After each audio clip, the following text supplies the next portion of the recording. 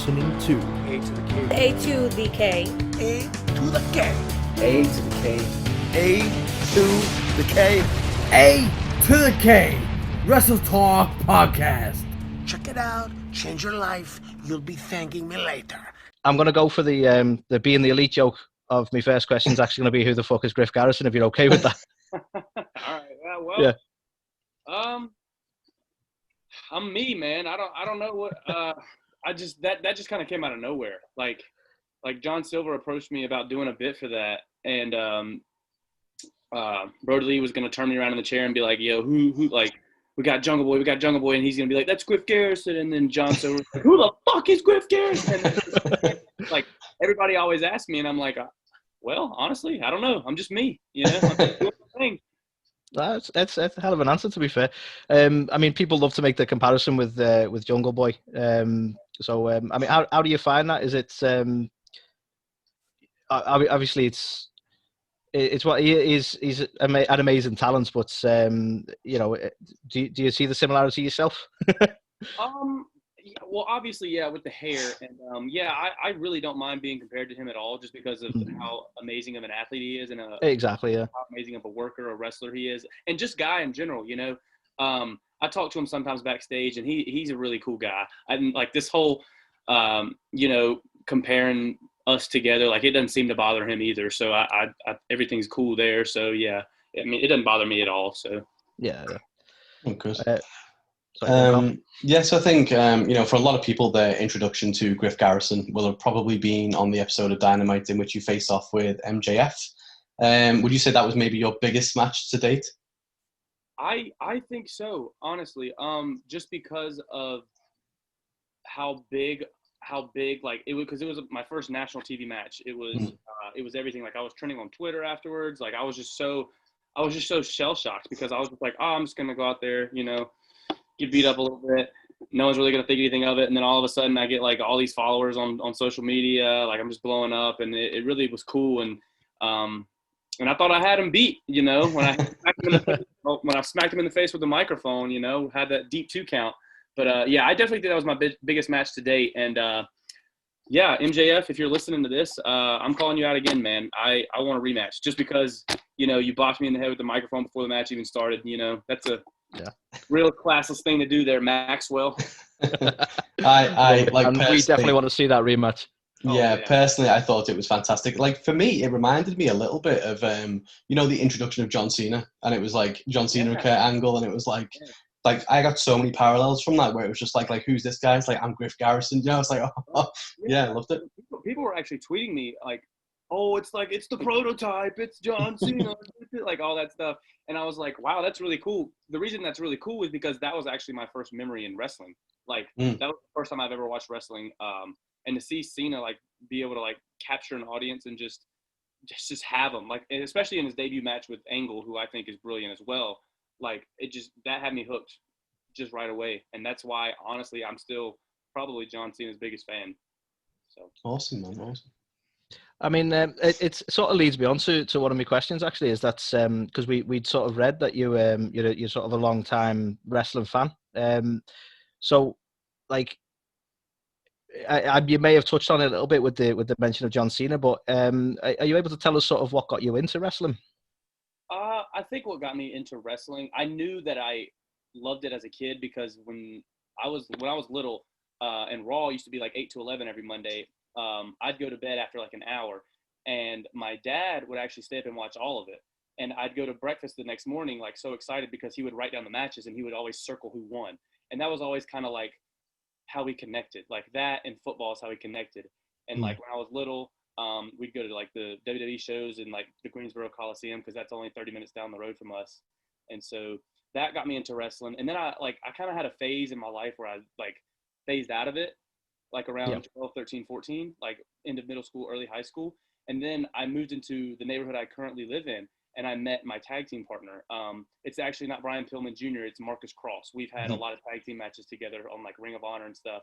But I met him, and one day I was just wrestling with these twins that live a couple houses down, you know, because they sort of enjoyed it too. And he rode down on his bike, and he was like, "Are y'all wrestling?" And I was like, yeah, come on, let's do it. And from then on, like from like 7th to probably 12th grade, we'd be on the trampoline every day after football practice, just going out there probably till 2 or 3 a.m. when we have school the next day, just wrestling. Like we would always go inside, watch matches, then come outside and copy what we saw. And then one day we were just like, let's do it for real. But the thing is, we only thought like legit 4 or 5 years ago, I only thought the only wrestling was WWE. I was not exposed to all the indies, New Japan, Ring of Honor, stuff like that until like when I first started. But when we looked up wrestling schools near us, man, they were everywhere. And so we found one in Greensboro and we went and started training. It's called Firestar Pro Wrestling. So I'd say what got me into wrestling is my dad at an early age, and then my tag team partner, Marcus Cross, our senior year of high school. Fantastic. Nice. I must admit, I never realised how far back you and Marcus Cross go, because obviously we've seen you in Ring of Honor together, but I've never realised you were childhood friends as well. Is he someone you still work with at the minute? Oh, absolutely. He's actually hurt right now. He tore he tore his ACL and meniscus back. I actually, one of our last Ring of Honor tapings before they shut down because of COVID. Oh, of course, yeah. But yeah. I'm still with him. He's still rocking with it. He's just got to get better and stuff. I'm actually, after this interview, I'm gonna go up to his house because like I said, he lives in my neighborhood. So I'll go up to his house, help him with his physical therapy and stuff, help him lift. So yeah. Oh yeah. Awesome. Yeah, that's awesome, man. So, obviously, if Marcus, like once he gets recovered and stuff like that, obviously you're currently tagging with Brian Pillman Jr. on Dark at the moment. What do you see the dynamic there being? Do you think you'll reunite with Marcus, or? Actually, I've been asked that a lot. I think what will happen is Marcus will be in AEW. He will be in AEW. I'm just going to go ahead and say that right now. He will be in AEW when he gets better. I honestly think that there's a chance that he could join up with me and Brian, and we kind of make like a little mini blonde stable, because I don't know if you've seen him, but like he has the big tall blonde hair. Almost Dragon Ball Z like. Yeah. Big time anime fan. I honestly didn't really care for anime until I started hanging out with him, and then I started watching, and I was like, well, this is kind of cool. I kind of like this, but yeah, I could see him definitely joining up with us, and we could be like the three blondes of AEW or something crazy. I don't know. Yeah, I must admit, it's one good thing about AEW. They don't sort of shy away from factions. It's not just all about. I mean, they're really good with the tag team division, but you do get they're not afraid of making a stable. Right. So yeah, I'd look forward to seeing that. That'd be awesome. That would be cool. That would be really cool. So I mentioned we sort of touched on it when we opened up, but obviously you feature quite a lot on being the elite. So just wondering, sort of, obviously it's a little bit different to wrestling. So I'm just wondering what your experience has been like on being the elite and being involved in these skits and these antics backstage with these guys. Oh man, it's a blast. I do enjoy being on BTE, but I also do a lot of Sammy Vlogs. I don't know if you guys watch. Oh, sorry. Yeah, I should have mentioned them. We do see Sammy's vlogs as well. And how that got started, Sammy, before I actually did the BTE skit with Dark Order and John Silver, like I was telling you guys earlier, Sammy approached me, and he was like, hey, I want to do a skit for my vlog, kind of like me and Marco are going to get you confused with Jungle Boy. And I was like, that's where that whole thing started. And then, yeah, man, ever since then, he's just been coming to me, and we've just been doing these whole ideas. And now me and Marco actually have like a little storyline going. And it's fun because we can literally do whatever we want in the vlog. So it's just like we just sit down and think, and whatever comes to mind, we normally just go and do. And those guys, man, at AEW, like I was telling somebody else on another interview, like those guys are just so cool to be around. They're so fun. They're so laid back. Like, and especially guys like Tony Khan, Chris Jericho, to come up to you and like, because those guys are just way busy, like hella busy. Oh yeah. Like come up to you and just say, hey, how you doing, man? It's good to see you again. That sort of thing. That just means a lot, because like Chris Jericho, I watched him since I was a baby, So it's just like just to have him come up to me and like talk to me for a minute and give me that time of day. That's just really cool, man. All those guys there, they're the best. I really gotta say. I must say, it seems like a fantastic environment, to be fair, especially when you get to see that almost behind the scenes side of it with being the elite and Sammy's vlogs. Oh, that's being the elite and Sammy Vlogs. That's how just about everybody acts towards each other, just fun and energetic and upbeat. So. Oh, that's awesome. No, it's good to see all the kind of creative juices and stuff flowing.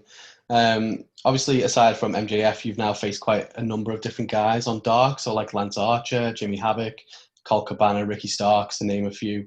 Obviously, AEW have given this kind of platform to a number of wrestlers from the indie scene who maybe haven't had the opportunity to have that level of exposure. How, obviously, you mentioned about trending on Twitter and stuff like that. How important has that been for your career so far? Oh, it's huge. It's huge. To be able to work with guys that, because like I said, all those guys that you mentioned, I've watched their stuff religiously since I started wrestling. So to be able to get in the ring and work with them and to see like how they put stuff together, why they put stuff together, why they put stuff like in certain positions in a match, it's really cool. And I really have learned a lot. And I also was telling somebody this the other day. 2020 it's been a blessing in disguise for me. Like a lot of people can say that it's been a shitty year for them, and I mean for me as well. But Yeah. for my career, for Griff Garrison, it's really been a blessing in disguise, man. Because to be able to work with all those guys and just absorb all that knowledge that they have, especially guys like FTR, that was a really big match for me. Just because Dax and Cash were really, really helpful, man. Because I'll go ahead and say they've perfected their craft. They know they're just so damn good at what they do, and it's just to be able to work with them. I never thought I was going to be able to work with them, and to be able to do that was just mind blowing. So yeah, I've learned a lot, man. Especially being there and working with all those really high rated, high talented guys. Awesome. So speaking of the talent in AEW, obviously you've had quite a few matches on Dark. You've had your match on Dynamite. Is there anyone sort of still remaining on the AEW roster who you've not faced yet, who's sort of on your list of someone you'd like to face? Oh yeah, absolutely. Cody for sure. I want to team. Oh yeah.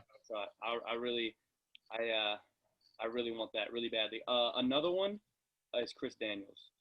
Chris Daniels is such a vet, man. Just Oh yeah. get in the ring with him and work with him would be a real honor. And also probably Jericho. So those are probably my top three singles.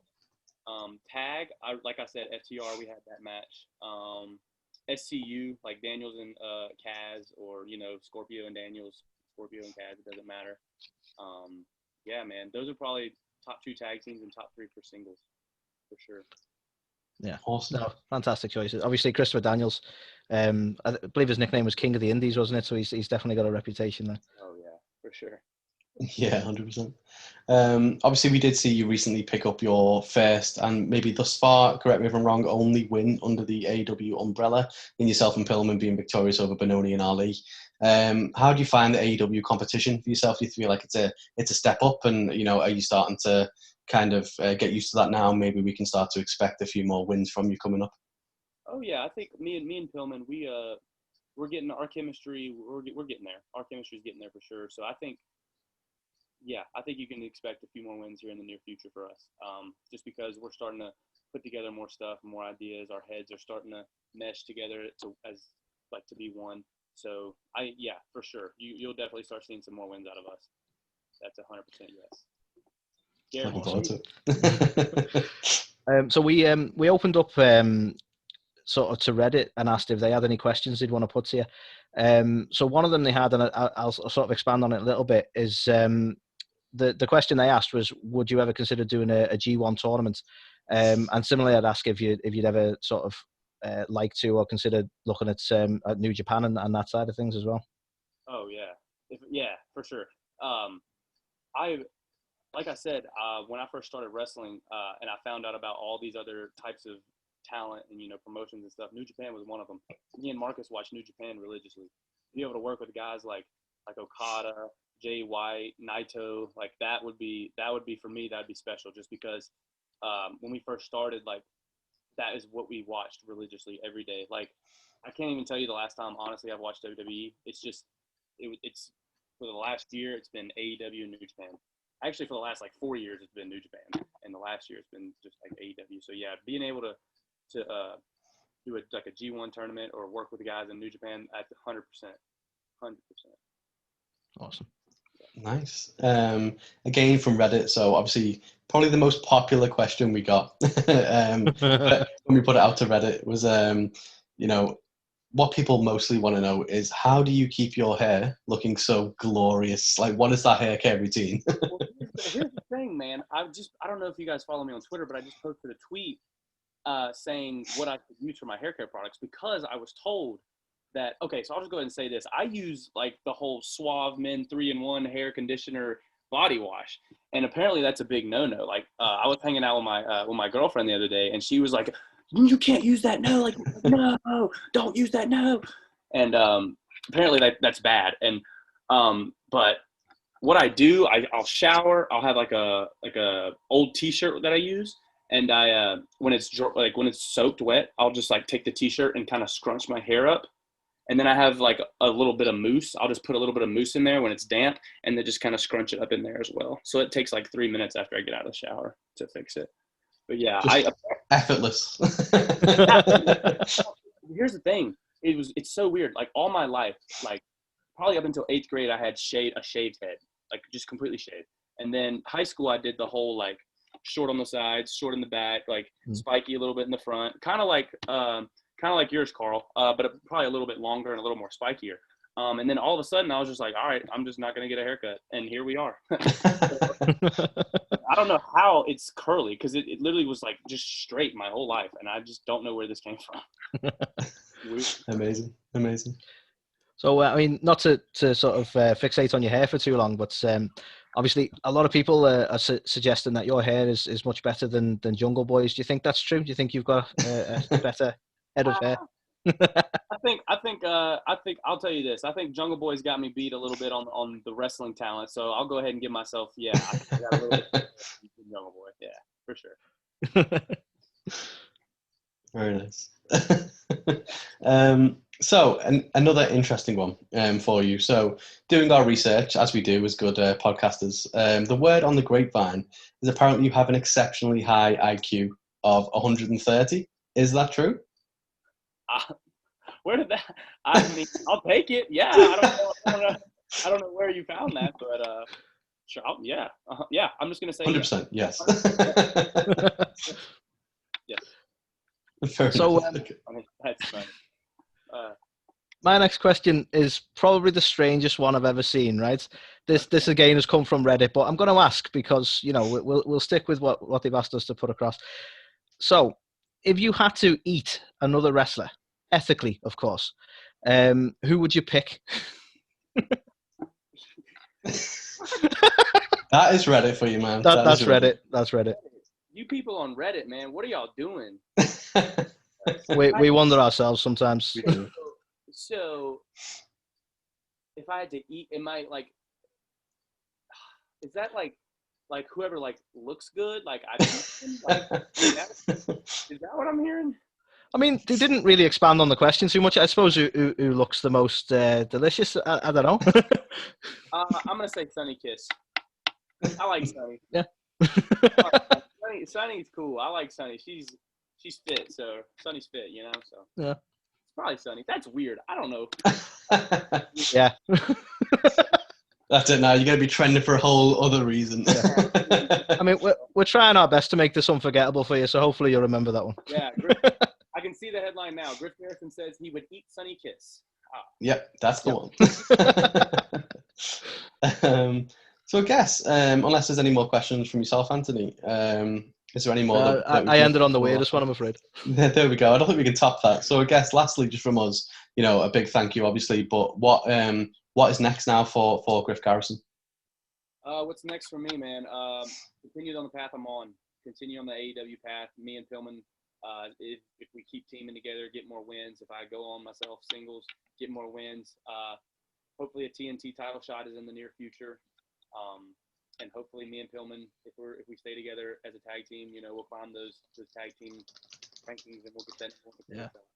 No, honestly, we sincerely look forward to seeing more of you in both Dark and Dynamite. I mean, I for one, this isn't really a question, but I'm almost mesmerized by your clothesline to the corner. Like the amount of air you get when you're doing that is insane. Like, it's your skills in the ring are very impressive. Thank you, man. I actually take pride in my ability to jump.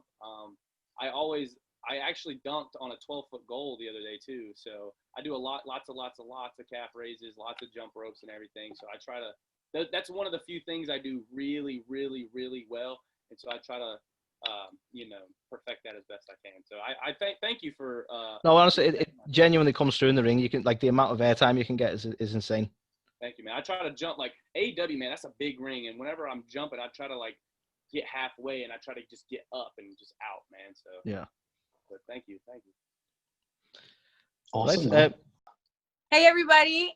This is Thunder Rosa, and you're watching or listening A to the K.